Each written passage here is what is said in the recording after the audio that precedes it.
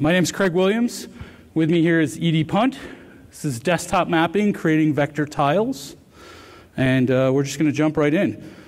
So we're going to take a step back before we get into the actual creation part and talk about why vector tiles in the ArcGIS platform, including the vector basemaps that we share as an organization here at Esri, that you can consume in your applications. And while we're talking about consuming, we'll talk about consuming and styling vector tiles. Then we'll get into creating vector tiles, authoring your maps for vector tiles, and then I like to finish this particular presentation with an overview of some common questions we hear about vector tiles before we open up the floor for additional questions. And we do that because we have answers for these. We've heard them quite a bit. A lot of them are kind of specific things that we wouldn't necessarily cover in the presentation itself, but we'll answer as one-off questions. All right, to take a step back, if you look at web and mobile mapping over the last 10 or so years, you had a lot of base maps, usually raster tiles, and then you had vector content displayed on it. If you're fully into the ArcGIS universe, that's often a feature service displayed on top of a raster base map. That may be your own base map that you've created or a base map that Esri provides. If you wanted to change that map, you're either updating that operational content on top or you're swapping out the base map or regenerating the base map. And this paradigm is changing. And one of the reasons the paradigm's changing is due to high DPI devices. So raster tiles don't work that well on your high DPI devices. Now, a typical raster tile, especially in the ArcGIS world, is 256 by 256. If you want to do a high-resolution version of that raster tile, you often go 512 by 512. That's 4 times the size. And you think about that with a mobile device, poor bandwidth, you're going to get a slow download performance. This particular example is from Google Maps. Google did this with their initial mobile applications. So they wanted tiles to look good on a retina display on an iPhone or an Android device, so they made these high-resolution tiles. And what you found often is that your map was just kind of stalled loading. So this approach is one approach for doing high DPI tiles to support the variety of devices we have out today, but it has its limitations. And really, vector tiles are where we're going to solve those issues. And why can we do vector tiles? Well, okay, before we get to that, why vector tiles? We used to say back in like the mid-90s when I started GIS, we had this joke, raster is faster, but vector is corrector. And a lot of people used this as an sort of explanation of raster tiles. Raster tiles had pre-rendered content. You're not going to get faster than pre-rendered content, right? It just has to display that image simply. And really, that's not true anymore. And the reason why is when we go to high DPI devices, those raster tiles are really big. And when you get to a big raster tile, the vector data is actually smaller to transport than the raster high DPI tile. And the vector data, we can draw that efficiently now because GPUs are basically everywhere, graphical processing units. You have them on your devices. Usually it's OpenGL ES, specifically OpenGL ES2, on your Android or iPhone or Windows mobile device if you are one of the 2 people in this audience who have one. In your browser through WebGL, on your desktop, in Windows, that's usually DirectX, could be OpenGL. Mac and Linux, it's usually OpenGL. And even in virtualized systems, you can have virtualized GPUs. If you happen to go in the map gallery this week, there was a big green wall that was an NVIDIA wall with 9 screens on it. That was all running a virtualized GPU system, NVIDIA Grid. So with a GPU, we can draw efficiently now, and vector data can remain vector and draw at the native resolution of the device. That's very different than transporting raster tiles and resampling them, kind of getting a muddy display just to draw them on your device. We will say raster data still best served as raster in most circumstances. Sometimes I get this question. Often it's not imagery or satellite imagery or something like that. It's some other raster data set. Maybe you can convert that to polygons, but most raster data is still best served as raster tiles. So advantages of vector tiles: display quality, best possible resolution for your device, but delivering that in a small, efficient format. And then with vector tiles, since the vector data is drawn on the device, you can get clearer, more readable text, and that text can actually rotate with the map, stay horizontal to be more readable. On top of that, because styling is separated from the vector tile data, we can actually produce multiple styles from the same vector tile set. And we've done that here at Esri to do the various styles of base maps that you've known from the raster tiles. We do those from a single tile set in vector tiles. So vector tiles in ArcGIS, they're produced using ArcGIS Pro. This is a capability we introduced at ArcGIS Pro 1.2. 1.2 is the current version. We're about to ship 1.3, hopefully next week. Vector tiles get better. We fix some issues specifically related to coordinate precision and vector tile creation in 1.3. But 1.2 and higher can create vector tiles. And when we produce vector tiles, the tile payload itself is in the Mapbox vector tile spec, which itself is just a specific format of the Google protocol buffers specification. So in Google protocol buffers, you define essentially a schema called a message format. That's all the Mapbox vector tile spec is, specific for storing there. And then the styling information, the layers in your map and the symbols, are converted to the Mapbox GL style spec. And that is a JSON-based specification separate from the tile payload. So a lot of vendors implement this spec. One of the things we do differently is we more aggressively overzoom tiles. On this image, on this slide off the coast of California here, you'll see the grid of tiles that are produced from our content data set. And in the ocean, we have very, very large tiles. Those are tiles at like LOD 7 in raster tile speak. And we don't create tiles more detailed than that. And the reason why is we can push the full resolution of data we need to draw at those finer LODs into that tile, and the tile's not too large. So when we produce these tiles using this sort of adaptive sizing, we can greatly reduce the number of tiles that are produced during vector tile creation. And then on the drawing side, we have an index that corresponds to this. We can request fewer tiles when we're drawing. So we're cutting down on bandwidth of bringing down what essentially would then be duplicated content for all the subsequent LODs. So this is something we do differently in ArcGIS. If you want to produce tiles that produce the full set of LODs, and by full set of LODs, most vector tile creation operations only go to LOD 15 and overzoom beyond that, we do have the ability to create tiles like that as well. It's just you're going to be writing more tile data to disk. So the vector tile format, it's in protocol buffers.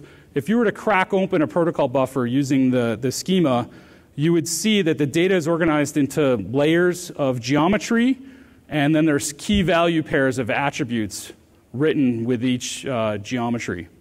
And by default, we only push over the attributes that are necessary for drawing the map, so the ones you're symbolizing or labeling on.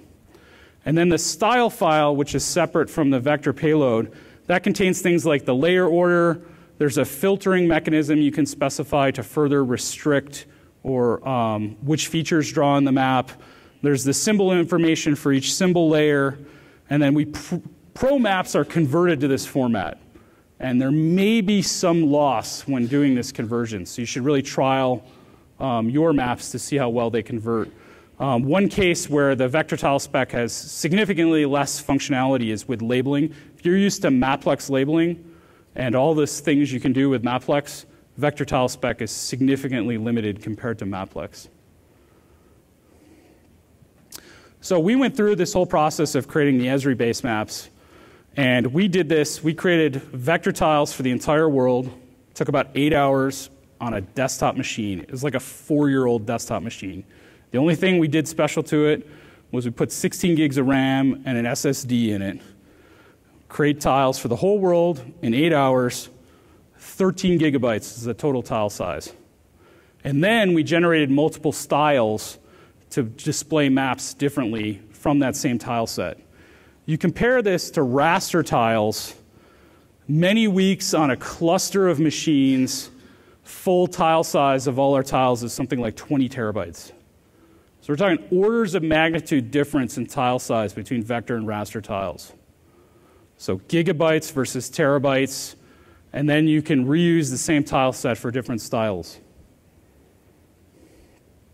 Now, we've had vector tile basemaps available since about November of 2015. We showed a little bit of a preview of it last year at user conference, if you were here for that, but the official release was in November. And we have different styles. We have streets with and without relief. We have a topographic map. We have a new navigation map and a night mode of that. And then we have dark and light canvas and a hybrid mode. And before I go any further, I'm actually just going to show that real quickly. I'll bump out to a little application here. Let's see. And my screen just went to a crazy resolution, so let me fix that.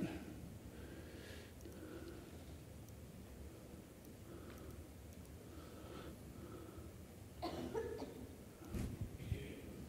right. Am I back? Nope.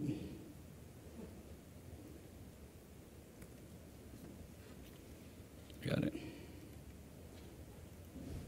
I have a high DPI display. I can't drive the slide projector at high DPI, but it decided to flip to 4K for some reason.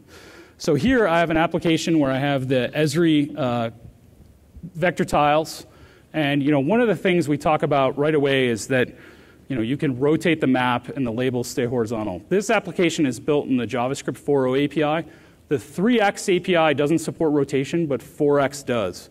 So I have a touch screen here. I'm just going to pick it up and rotate the map.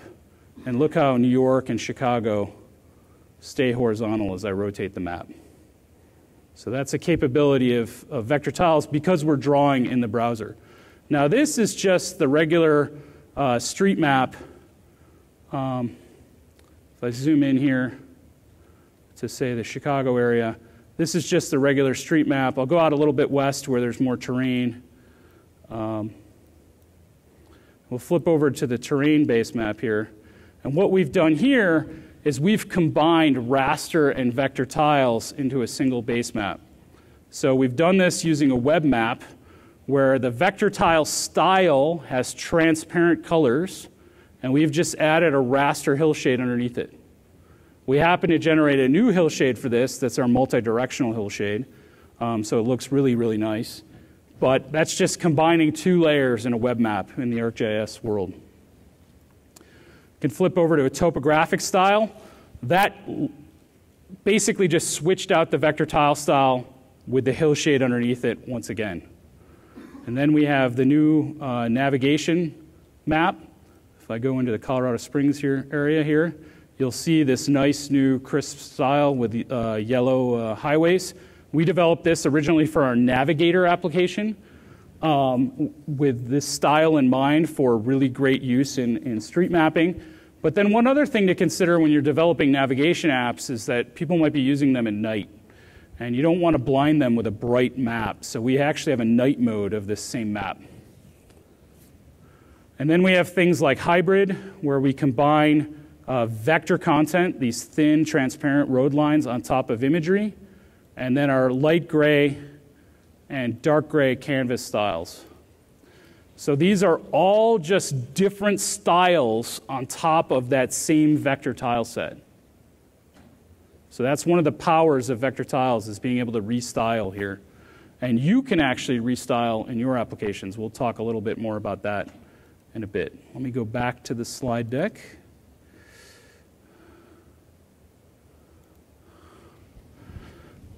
All right, so with the Esri vector base maps, If you want to work with these, especially if you want to restyle them, have a look at all the blog articles our content team has posted about the Esri basemap, their updates. They're currently, I think, listed as beta 2 tiles with a plan to have a final set that includes the layer configuration, et cetera, later this year.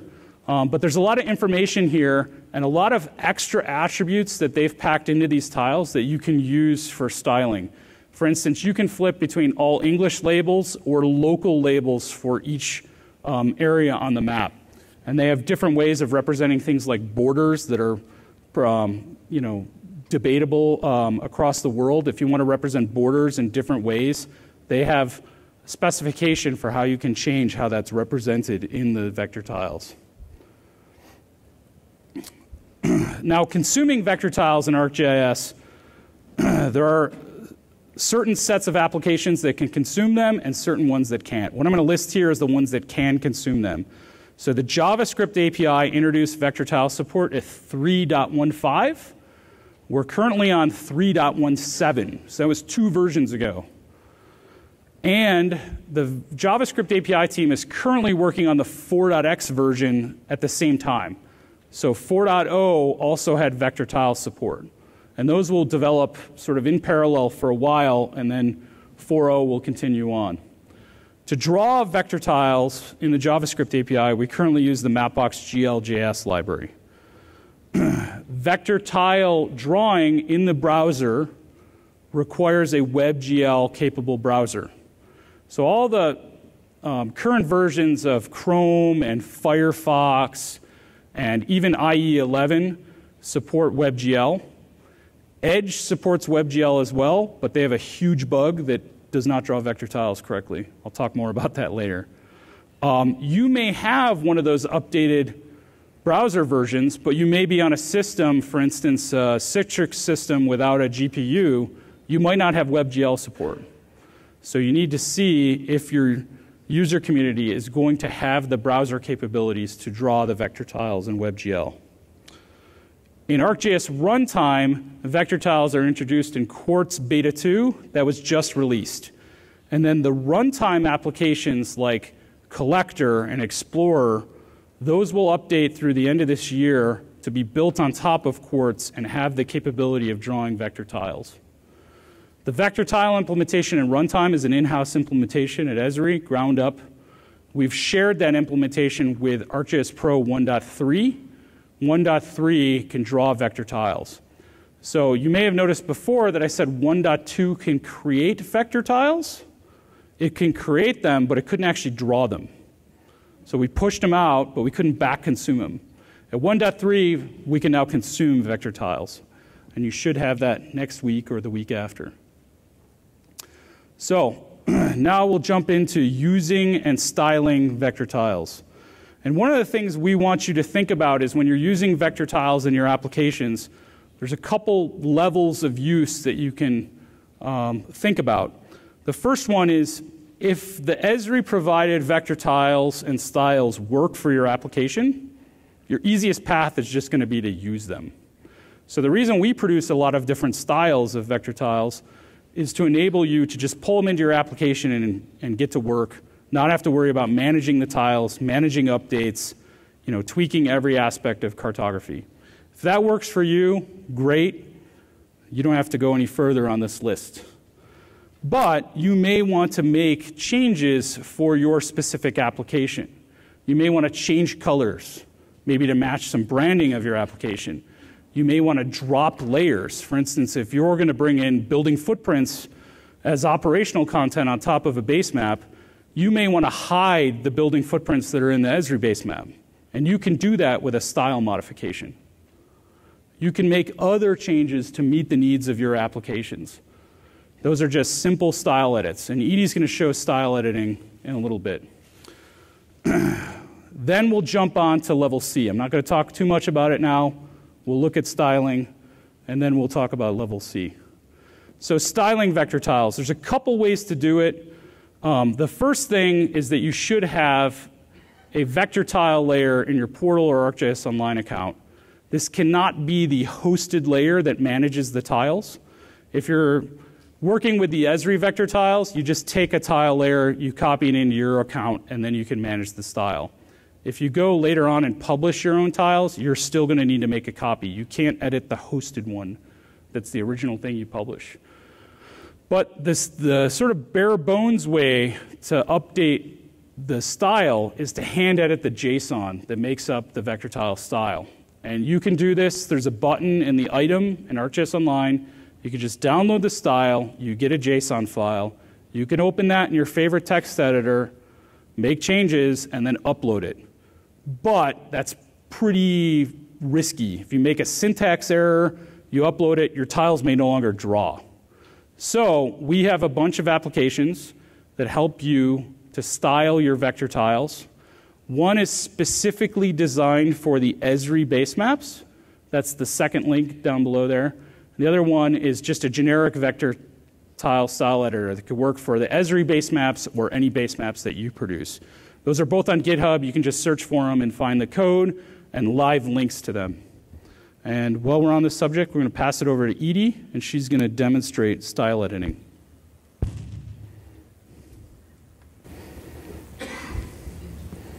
Okay, can you hear me? Yeah.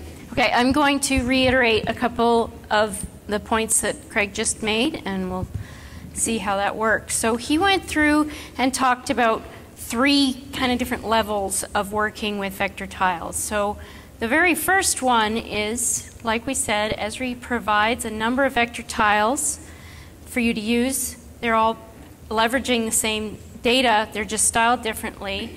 And if those work for you, that's great. Just go ahead and use them. So I've got a simple web map here, and I'm just showing 2 of them. I have the world navigation map, and I have the light gray canvas. And if I switch between these, you can see that they are the same. They're just styled differently. So just go ahead and use them. The second layer, that item B on Craig's slide, was the idea of taking one of our vector tiles and customizing it for your own use.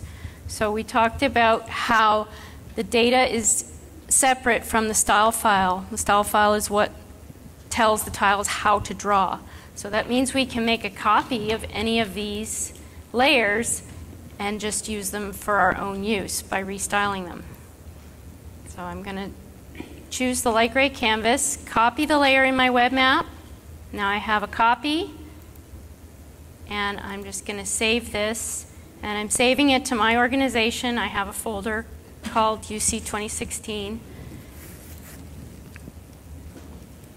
Just call this UC layer. Now if I refresh, here I am in my org account. There's the layer that I made. So when I go to that item, I can see a button right here, View Style. So this is what Craig was talking about. The style is just simple JSON code. So one way I could make this my own is to, let me go back to that, download that style. I'll get a JSON file, and I can hand edit that in a text editor. That works. But as we said, it's a little bit of a brute force way. It's not super user-friendly to be doing cartography in a text editor. So Craig mentioned 2 different free applications we have. They're both hosted in GitHub. Here's an example of one. This will allow you to edit the style for any vector tile. So I'm just going to open this up right here, and we can see how it works. So I've previously signed into my organization account, so it's finding vector tile layers that are in my org. Right now I just have one. This is, not sure if you can see it, but it says UC layer there. It's the one that I just made moments ago. And what I see in this application is the JSON code on the left and a simple viewer on the right. So this is the light gray canvas layer that I made a copy of. And now we have a nicer environment to do some changes. And I'm just going to do a simple change. You can search for parts of the JSON code here. I'm looking at the land color section, and I'm just going to make a simple change to the color here and apply that, and you can see that. So I get to iteratively make changes to the styling, and I want you to also notice as I zoom in, that change has been made through the stack. I don't need to go through to every LOD and make that change. I'm just changing that color in one spot, and every level of detail is picking that change up. So what I can then do is save this layer back, and then I can consume it. And so that's items A and B from that slide, and then we'll get into the rest, which is the item C, creating your own. So I'm going to send it back to Craig. All right, so that was styling. You could do color changes, you can drop layers, you can make other changes to really meet the needs of your application by styling. But maybe you have different data. You're not just doing street mapping, you want to show some other content, or you have your own street data. Then you jump into option C, create your own vector tiles from your own data. And that's what we'll talk about next. So with creating vector tiles, you create them in ArcGIS Pro 1.2 or higher. 1.2 is the current version. We hope to ship 1.3 next week to you. And you publish tile layers to ArcGIS Online or Portal. Need Portal 10.4 or higher. You create vector tiles with geoprocessing tools. The primary tool you work with is called the Create Vector Tile Package tool. Now, earlier I showed you that tile index. That was created with the Create Vector Tile Index tool. And that is an optional step you can take before running Create Vector Tile Package.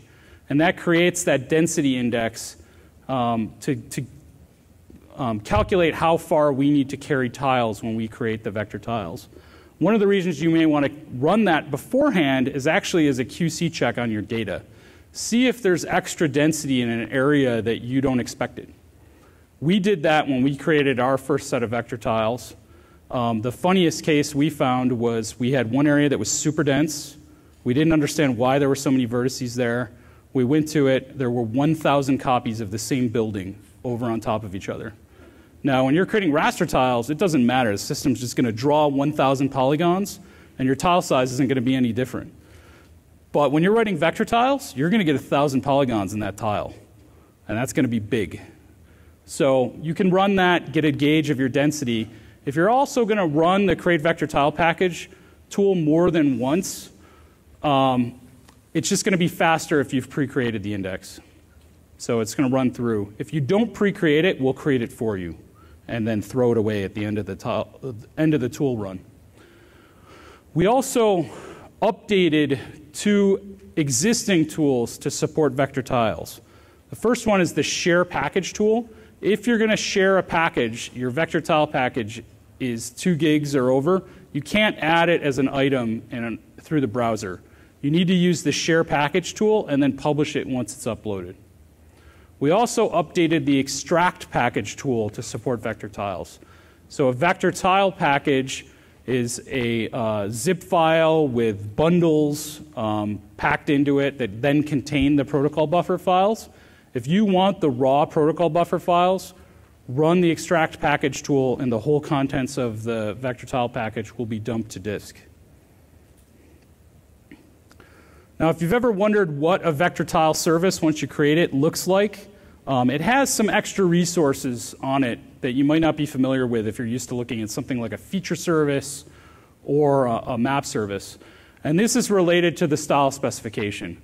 So you have a root JSON that contains the high-level information about the service, and then the tile map, that's that index I talked about that allows us to efficiently request tiles for sparse or more dense areas. Then you have the tile payload itself, and then pretty much everything under resources is related to the style. So there's a default style with the service, and that includes fonts, which are cached in a specific format to allow for drawing efficiently in vector tiles. The style itself is in the styles directory. Sprites, those are any point symbols in your map or any highway shields. They get written to a single image, actually at 2 resolutions to support high or low DPI. And then info contains basically a manifest of all the information needed for a style. Now we'll jump into authoring vector tiles. Few things to keep in mind when authoring vector tiles. The first thing is that only feature layers with simple, unique value, graduated, or class break symbology are supported. Now you may look at that and think that's pretty limiting, but you can make a lot of maps with just those symbology types. Your maps really should be reauthored for vector tiles, especially if you have a map that you've authored from one of our caching templates for raster tiles. In those cases, you duplicated content often across scale ranges, usually with a group layer per level of detail. So if you had a roads layer, you copied that roads layer, I don't know, 15 to 20 times, and then you use something like a definition query to restrict the amount of information that was drawn at each level of detail. That style of map will not create efficient vector tiles. In fact, it's most likely that the Create Vector Tile Package tool will bail out on that map and tell you you have too much content, because each one of those duplicated layers ends up as duplicated content and your vector tiles become too large. So how do you author a map that's more efficient? Well, we've added some capabilities to ArcGIS Pro to allow you to do that. The first thing we added was scale-dependent capabilities to symbology. Then, actually at 1.3, this is a new feature specific for 1.3, we added alternate symbols. This allows you to specify a different symbol for a different scale range for the same symbology class in a unique value renderer. Then we added scale-based sizing. This allows you to change scale or change size as you move across scales on a map if you want to make a line thicker or thinner as you move across scales. And we fixed a core issue with scale logic you may be used to. Now I'm going to dive into each one of these and explain them. And then after that, Edie's going to give a demonstration of these capabilities and show how they're used to make a vector tile package. Scale-dependent symbology. This is available with unique value and class breaks renderers. And what you see here is a picture of the user interface. We've introduced a scale view for each symbol class. You can just pick up a slider and set a scale range in which that symbol class will display. So for the case where you used to duplicate the roads layer through all the levels of details and either remove the symbol classes from the symbology or set a def query to restrict the ones that drew, don't do that anymore. Do this. And what this allows us to do is have a multi-scale layer that carries through all the scale ranges without duplicating content. And that's what we need for vector tiles, for them to be lean and efficient. Now, when Edie was styling her map, you notice how she changed that one color, and then as she zoomed in, that color kept applying? That's because that was one layer that went through all the scale ranges. So she just had to change the color once, and that layer was reused through all the scale ranges. Now, we do on-the-fly generalization to help out with this, on-the-fly generalization during the tile creation process.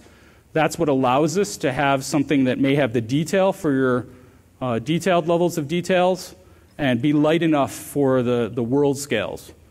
But the tool takes care of that. The main thing you need to focus on is the authoring and allow layers to carry through many levels of detail. Now, alternate symbols are a variation on the scale-dependent symbology. And this allows you to change the appearance of a symbol at a scale range without duplicating the content. I commonly use this for local roads. So local roads, you often want them as a cased line. But at medium scales, you may want them as a thin, lighter gray line.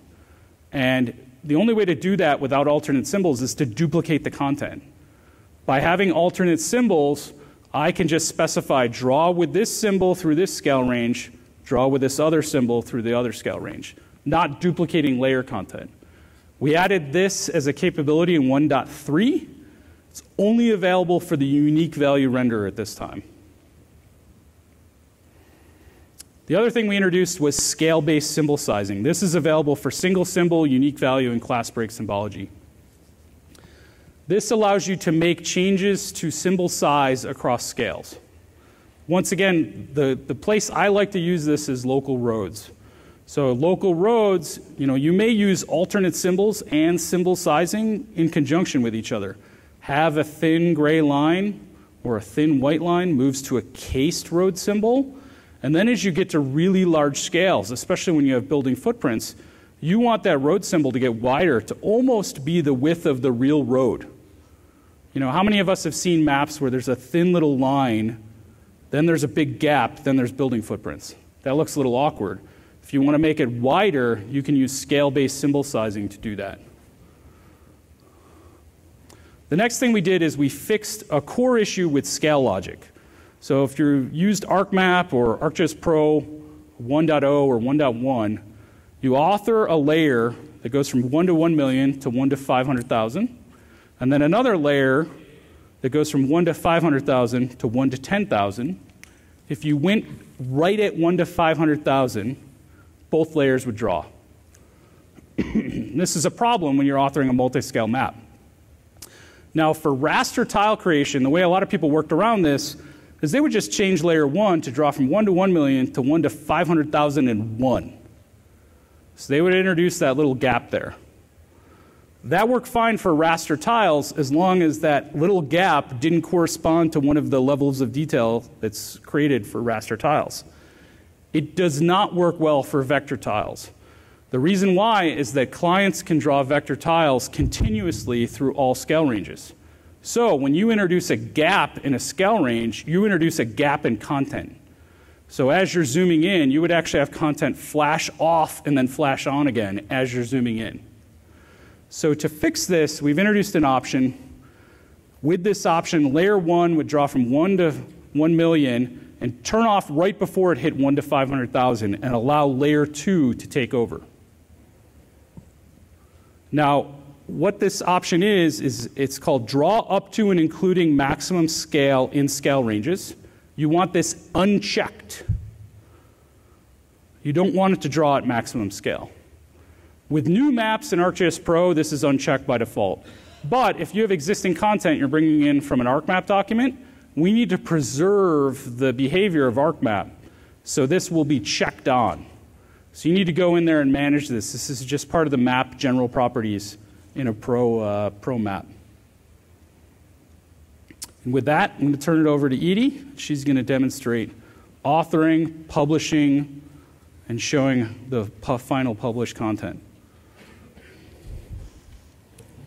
Okay, so I've got a multi-scale map here of streets in Iceland, and in this scenario, I'd like to publish these as vector tiles. So I'm going to reiterate a number of the things that Craig just reviewed in the slides.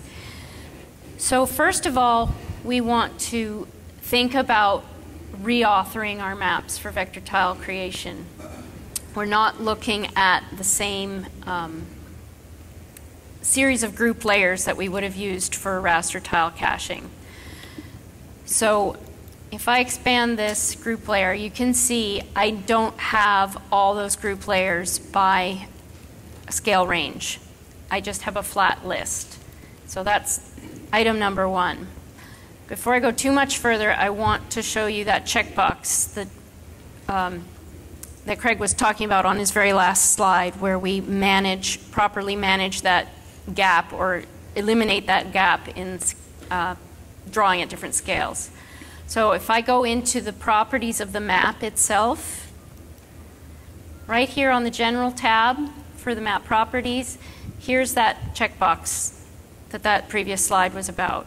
Draw up to and including the maximum scale and scale ranges. So to reiterate, a brand new map in Pro is going to have this off. You want this checkbox off if you're creating vector tiles. When you're going to see it on is when you import an MXD, import your map from ArcMap into Pro. Checked on is preserving that old ArcMap behavior. So I've got my multi-scale map, and as I zoom in, you can see right now I've got roads drawing at all the layers, no matter what scale I'm at. And these white roads down here, these are actually streets. We get to a point where it's just too too much. We're at a scale that is too small to be sensibly showing some of these streets.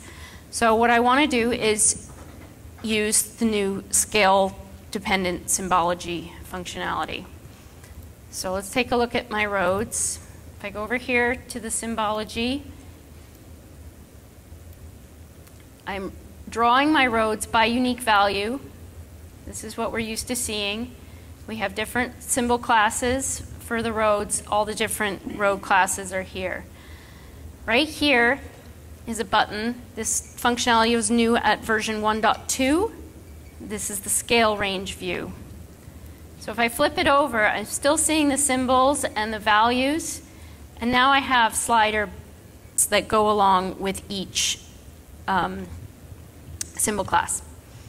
So you can see in the heading of this grid, I'm going from minimum to maximum. So this is my small scale and this is my large scale. So right now we're drawing every symbol class at every scale range throughout the map. And I'm just going to do a little bit of editing here to make some changes. And I can just start sliding these to different spots. And you can see it's pretty easy to slide them. One thing I can also do is just click on them and pick from a list. And I can make modifications this way. I'm just going to set them all up. And you might be wondering where these scales are coming from. If you've done any raster caching, you probably recognize these scales. These are the standard tiling scheme scales. And you might be wondering if there's different scales you can use. All of these stops along this slider, all of these scales that are inside this combo box, these are coming from the map scales that are set up. So let me just slide these ones down here, and then we'll be done, and I can show you where the map scales are.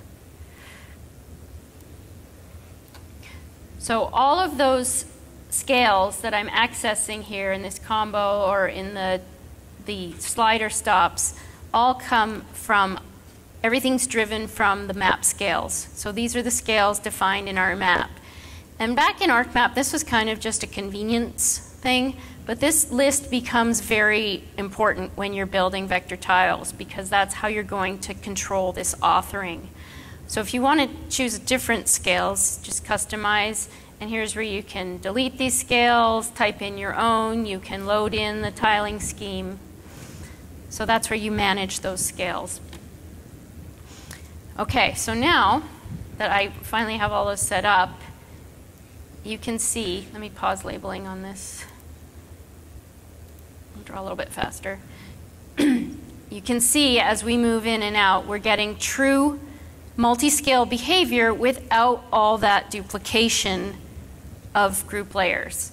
So it was maybe not super pleasant watching me pull across 10 sliders, but it was a whole lot easier than building those group layers, especially if I decided I want to make some symbol changes now. I don't have to go into each group layer. So there's a couple other things we can do. Craig talked to you about alternate symbols. This is new at 1.3. So these sliders came in at 1.2, but this alternate symbols is brand new at 1.3. So take a look here at this kind of mid-range scale. I definitely want to see the streets of Reykjavik here, but they're starting to be a little bit graphically overbearing. So the cartographer in me is not super happy with this. So I'm going to invoke my alternate symbol behavior here. And there's a couple different things I can do. I can highlight that. The streets are the value 99 here and use the add alternate symbol, or I can just click inside here. And what that's done is, here's my value of 99. These are my local streets. I've broken the slider range into two. So remember, small scale is at the left, large scale is at the right. So at the smaller scale end of the limited range, I'm going to be drawing this symbol, and at the larger scale end of the range, I'm drawing that symbol. Right now they're identical symbols because the system can't read my mind. So let's make a change to that smaller scale symbol, and I'm just going to simplify it. Right now we're drawing cased roads, and I'm just going to take off the casing and just make it a thinner white line. Let's apply that. So now, hopefully you can see that on the projector. I still have the streets, but they are much more subtly applied at this scale, much more appropriate for this scale. So I'm drawing in this range right here. As I zoom in, I jump into this part of the range where I'm now back into the cased road symbol. So that's the concept of alternate symbols. And like, yay! Like Craig mentioned, not only is this sort of cool and fun, but it means less duplication when we're creating those vector tiles because I didn't have to duplicate the layer. So one last bit of creation, authoring control I have is the very last part. So we sort of have 4 different levels of controlling what we see at different scale ranges. One is just controlling the scale range of the entire layer itself. The second one is moving these sliders. The third one is these alternate symbols. That's just in 1.3. And then the fourth one is quite subtle, but it's nice. So let's go back to the larger scale version. This is the one with the casing. This is the one without the casing. So I'm going to click on that. Here I'm at the basic properties of the symbol, and here's this checkbox. So Craig mentioned this in his slide, enable scale-based sizing. So what I see now when I click that on is I get a duplication of that slider for this symbol from back in the previous pane. So it's telling me this symbol is drawn between 72,000 and down to 1 to 1,000. And right now, across the range, it's being drawn at 3.5 points. So this is what Craig was talking about, where you can get zoomed way in here, and we get to this point where we have this crazy tiny line in amongst our buildings. So with scale-based sizing, I can make some changes. I can make it a little bit smaller at the small scale range and fairly large. Go up quite a bit. Now I'm seeing, I could probably even go further, but you get the idea. Now I'm seeing a thicker line at the larger scale, and it's varying linearly until I get down to this end of the range where we're back to that more sensible size. So we're varying between about 3 points and 15 points. So again, this is subtle, but it's one of those cartography things where if you did it right, nobody notices, right? That's what we want with our maps. So I've done a lot of cartography. Let me get on backtrack to the actual creation of the vector tiles. So Craig mentioned to you 2 different tools. They both live here under data management package. We have create vector tile package. That's the one that's going to actually create our vector tiles for us. And we have create vector tile index. So create vector tile index is the one that made the thing that looks like this on Craig's slide. So this is optional. We do not have to generate this, but this is the one that Craig mentioned is really good for quality control. If we were seeing a lot of small tiles way up here where there are no people, we might know that maybe we have one of those situations where we have 1,000 buildings on top of each other. So this is showing us where the density of vertices in our vector data is. If I've created this, I can use it as an input to the create vector tile package tool. I don't need to, but I can. So let me flip this because the tiles are going to run based on what's visible. So I want to make sure I'm creating vector tiles of the right thing. I'm going to input the map and give it an output file name.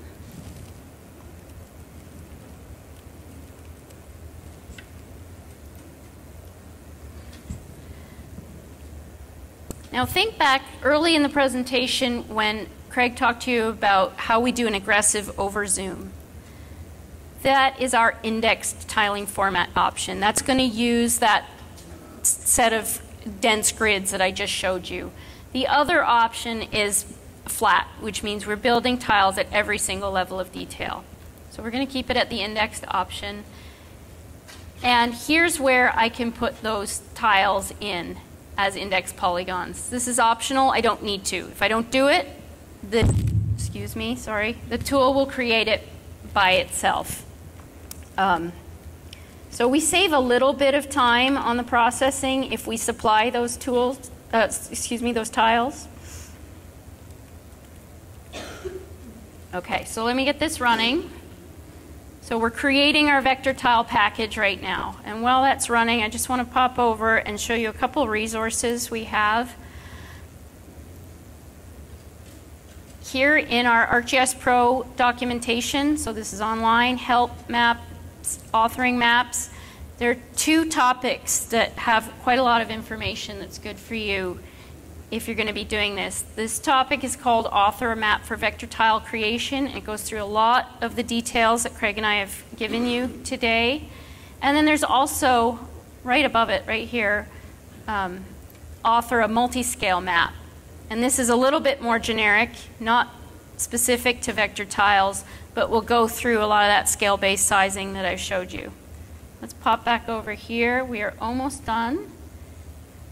Okay, finishing package. So that took 48 seconds to do an entire package of Iceland, granted small island. So let's go back here and get back into my organization. And so now I've created the vector tile package and I want to add it to my organization. So right now what I'm going to do is just add it manually from my computer. We do not yet have a sharing experience. That's going to come in the future. So here's the one that I just made a moment ago, the vector tile package. And I'm going to just upload this into my org account. And notice I have this checkbox checked here, publish this file as a tile layer. So I'm uploading a vector tile package, but at the same time I'm publishing a vector tile layer.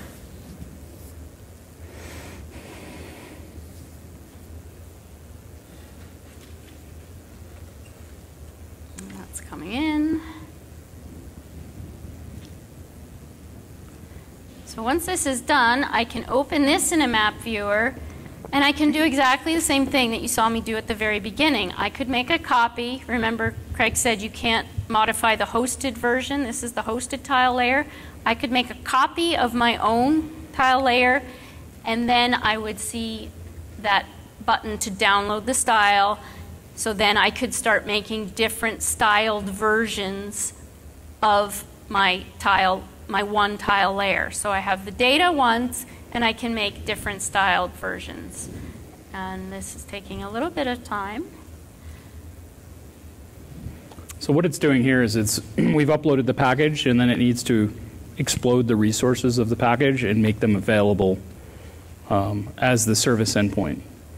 So depending on the payload of people doing this on ArcGIS.com, you'll get varying response times. There we go. There it is. Okay. When I did this during our Dev Summit, there were tons of people publishing vector tiles from the island. I had one that took like 7 minutes.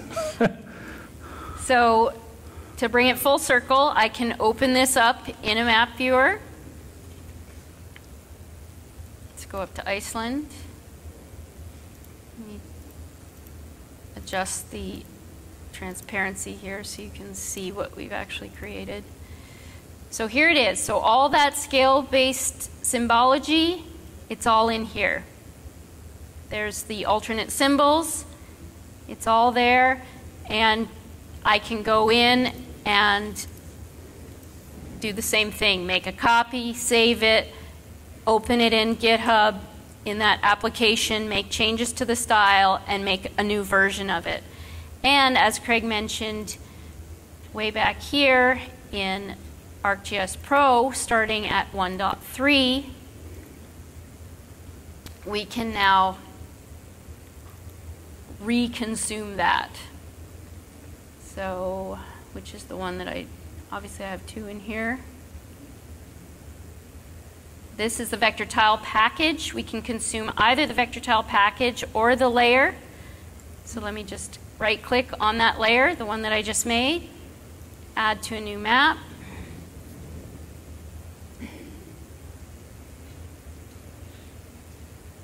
Let that draw. I'll turn off the base map. And there you can see the vector tile base map coming in back inside Pro. So there are the alternate symbols, there are the cased roads, the sized cased roads as we go into the building layer. Okay. All right. So that's the bulk of the presentation, but before you get up and go away, I want to run through these common questions before we open it up for open questions. These cover all the things we hear throughout the week at this conference and conferences like our Developer Summit and just, online and GeoNet and such. So the first thing we hear is, why would I create raster tiles anymore? And at this point, you need to consider a variety of things. What are your requirements for your map? What are your clients for your map? So things like Collector and Explorer haven't caught up with vector tiles yet. That may be a problem for you. But if you're just making web maps with the JavaScript API, they may work for you and meet all your needs. Depends what content you need in your map. Do you need things like annotation, or can you substitute labels for that? So think about that. At the same time, we get questions all the time about people who want to make imagery with vector tiles with imagery, which is really odd to me. Use raster tiles for that. It's raster data. Next thing we hear is a question, can my data be extracted from vector tiles? And I wrote a big statement about this. I'm going to let you read it, and then I'll talk about it.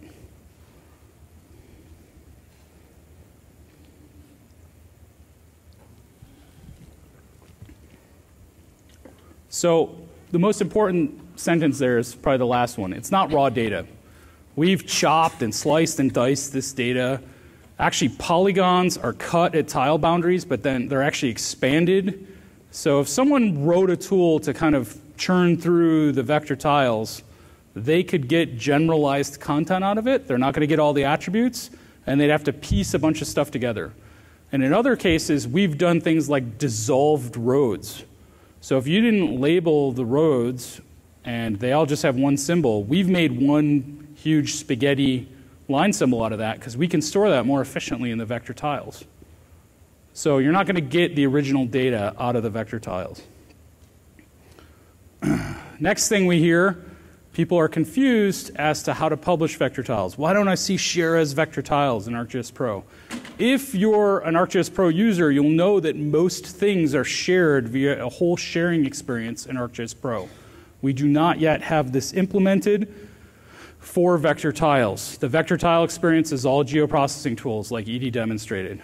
We plan to add the full sharing experience, including an automatic upload of the vector tile package in a future release. Next question, can I create vector tiles for any map projection? And at this point, Web Mercator Auxiliary Sphere supported for the initial release, that was 1.2. That continues for 1.3.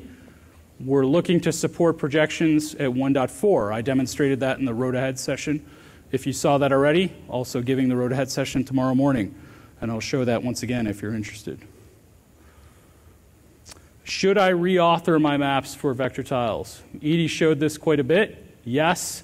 Start with the help topic, author a map for vector tile creation.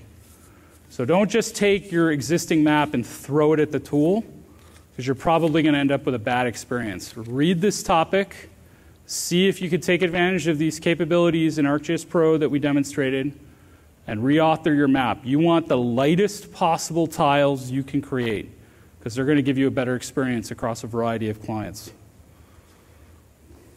Will ArcMap support vector tiles? it's unlikely that we'll add vector tile viewing support to ArcMap. Creation support, I can straight out say we're not going to add, because we added all these capabilities to ArcGIS Pro to make efficient vector tiles. That's not going to happen with ArcMap. But we want to hear your feedback on this. Let us know how this works for you in your organization. Can I do server-side vector tile creation? So we showed creating vector tiles in ArcGIS Pro. If you're a raster tile creator, you're used to whole server-side workflows for creating tiles, updating tiles, all that. And at this time, you can only create them in Pro, but we have this plan for Portal and ArcGIS Online, including updates. Right now, if you want to do an update to vector tiles, you essentially need to republish the tile set. For most people, that's not a big issue because the tile sets are pretty small. It's because of that order of magnitude difference between raster and vector tiles, those style of updates aren't that big of a problem. All right, the next thing we hear, we released the first set of vector tiles. I got a flood of emails from people, including our distributors all over the world. Vector tiles aren't drawing in my browser, you have a bug. And in most cases, that is likely a WebGL problem. And it's probably that your graphics driver is out of date. Or you're using Edge. Don't use Edge until they fix their bug. If you're using Chrome or Firefox or IE11 and you're seeing problems with vector tiles like whole layers aren't drawing or geometries are scrambled, that is likely a problem with your graphics driver. Now, one of the top things we recommend is to not rely on Windows Update to give you a graphics driver update. Go to the device manufacturer. So NVIDIA or ATI, go to the manufacturer, download the latest driver for your graphics card and update that. If you draw maps with Arabic and Hebrew, you will notice that they do not draw correctly. We don't support right to left. We don't support a concept in text rendering called contextual shaping. This is a serious issue and a current limitation of the vector tile spec that we are looking at a solution for. Can I use any font for vector tiles? So we convert fonts into a format that's efficient for rendering in vector tiles. And from a technical standpoint, we can do any TrueType or OpenType font. But the land of font licensing is very complex. And you may or may not have a paper license for your font that tells you whether or not you can use it in this application. So you either need to read your license for your font and what it's licensed for use as, or avoid the issue altogether and use an open source font. And if you're looking for open source font resources, a quick Google search will give you a wide variety of open source fonts. I personally like Adobe's open source fonts. Adobe has a reputation for creating really high quality fonts. They have a new set of open source fonts you could freely use in your maps and not have to worry about such limitations.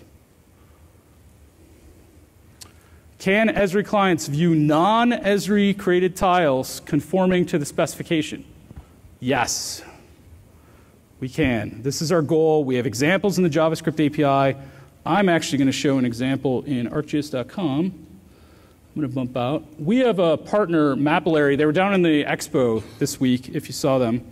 They do sort of, I want to say, street view, OpenStreetMap style, if you think about it. You can collect imagery on your phone or on your drone and upload it to Mapillary, and it's street view imagery. And they collect tracks of what people are sending them images for, and they serve it out as vector tiles. They wrote their entire vector tile creation from scratch because they needed to write it specifically on top of their data source. But they create tiles according to the Mapbox vector tile spec. And we can draw these. These will draw in ArcGIS Pro. They draw in ArcGIS Online here. So these little green lines are all the places that people have contributed tracks of imagery.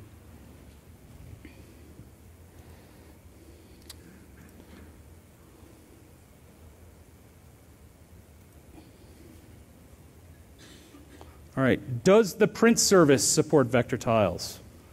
Not at this time. If you're printing through the JavaScript API and you're using one of the Esri basemaps, it'll flip it out for the street map, the raster street map.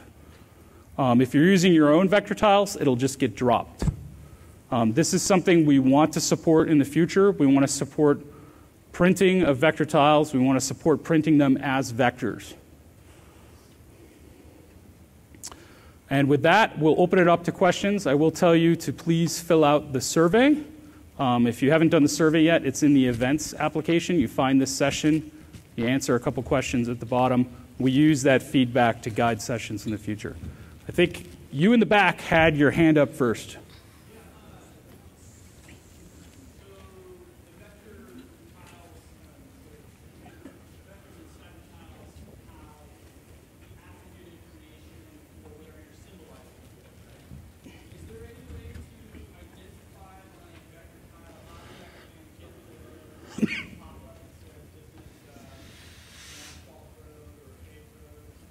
Okay, so the question is, there is some attribute information written into the vector tiles. Is there any way to do a pop-up of the vector tiles?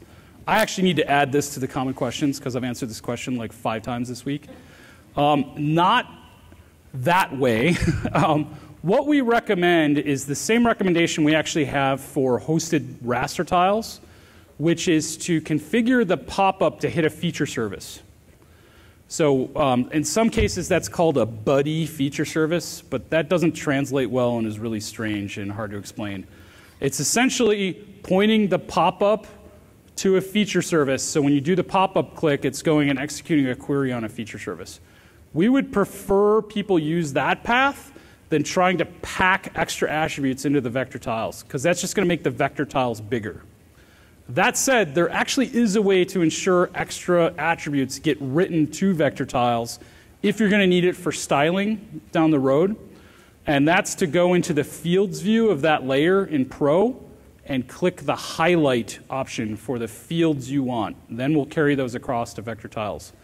Please use that sparingly, because it's going to bloat the size of your tiles if you turn that on for everything. That's why we have that sort of out-of-the-way opt-in approach for pushing that in.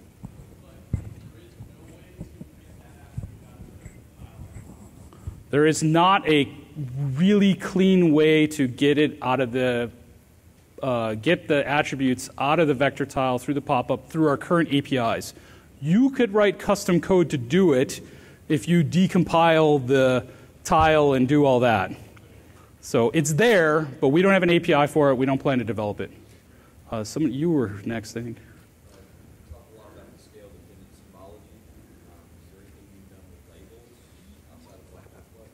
Okay, the question is, we talked about scale-dependent symbology. Is there anything being done with labels with respect to that? No, but because label classes already have scale dependency on them. So when a lot of people asked us for scale-dependent behavior in symbology, they actually pointed to label classes and said, what you have for label classes, I need that for symbology. That said, authoring the two in combination is not that easy to do.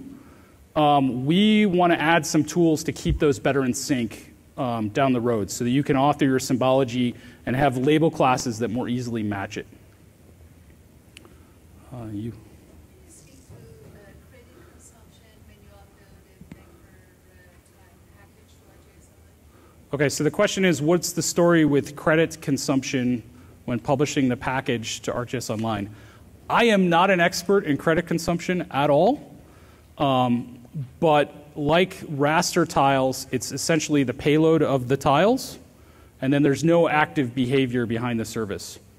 If you want more specifics on that, I would tell you to go to the expo, but it's closed now. You can speak to your account manager or find out. You know how you can go and pre-check what the consumption rate is. Can you pre-check based on the size of your package how many credits that you consume? I do not believe that we have pre-check capabilities for vector tiles, but I could be wrong there. When you make a copy of it, are you copying all of the data, like that whole storage for storage space, or are you just copying the parts, Okay. So the question is, when you make the layer copy, are you copying the whole tile content, or just the styling info. You're just doing the style.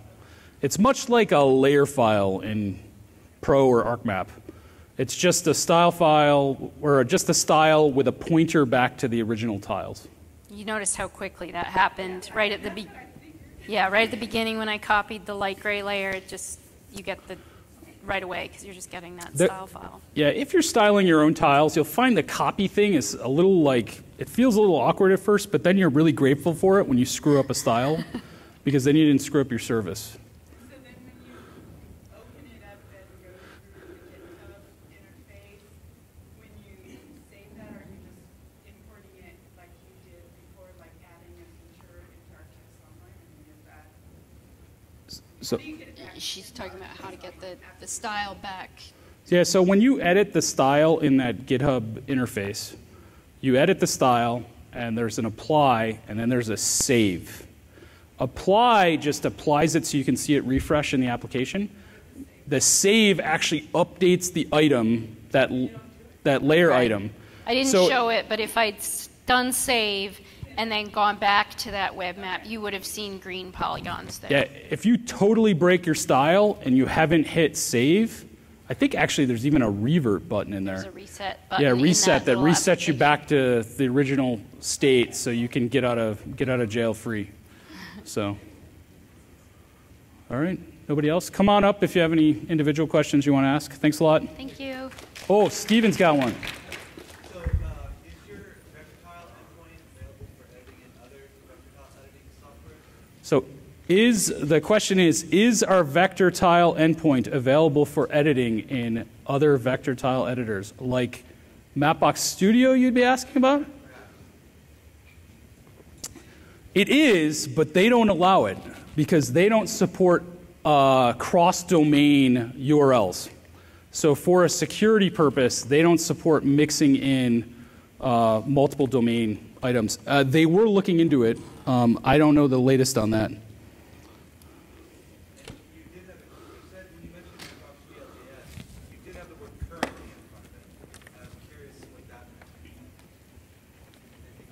So for vector tile support down the road, we need to make modifications to our vector tile drawing to support projections. And doing that on the current library we use, which is Mapbox GLJS, is really hard and doesn't integrate well with our layer stack. So we are investigating writing our own JavaScript layer stack to solve that issue for multiple projections. You and you, only because I saw her first. All right. So when you create a map in ArcGIS Online, it has like one of the Esri basemaps. And if you have your own tile one, that becomes your basemap, kind of. Is there a way to get rid of the Esri basemap? I saw you turned it off. Yeah, you can make that into your base map, and then you can remove the other base. So with an organizational account in ArcGIS.com, the default experience is you get the Esri basemap gallery. And you get the default Esri basemap, which is the topographic map. You can override the gallery, and you can override what the default is. And then that's respected in ArcGIS.com. Actually, Pro respects that by default. So when you create a new map, like when Edie added the vector tile layer back into Pro, she had the topographic map by default. That's because Pro respects all the organizational settings. So, and then you?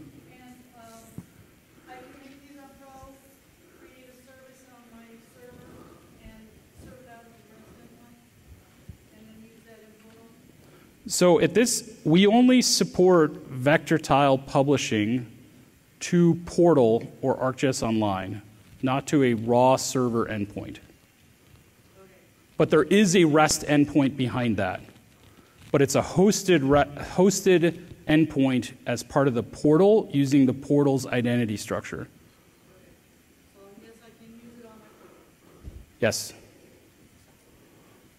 All right. Go on up. In the back again. So if you use style, create your own styles and every vector tiles, in the future, I'm assuming eventually you guys might add some layers to or change the layers, do something. What's the planned workflow for how people can plan for what changes are coming to the reference vector tile so that they can update their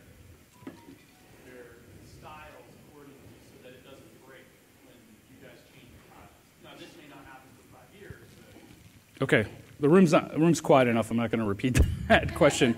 Actually, we're doing that throughout the beta structure with a series of blog posts that talk about the structure of the map. The other thing we did is we changed the URL. So the tile URL is different. So your old styles can point to the old URL of tiles, and then you choose when you want to migrate to the new tile set.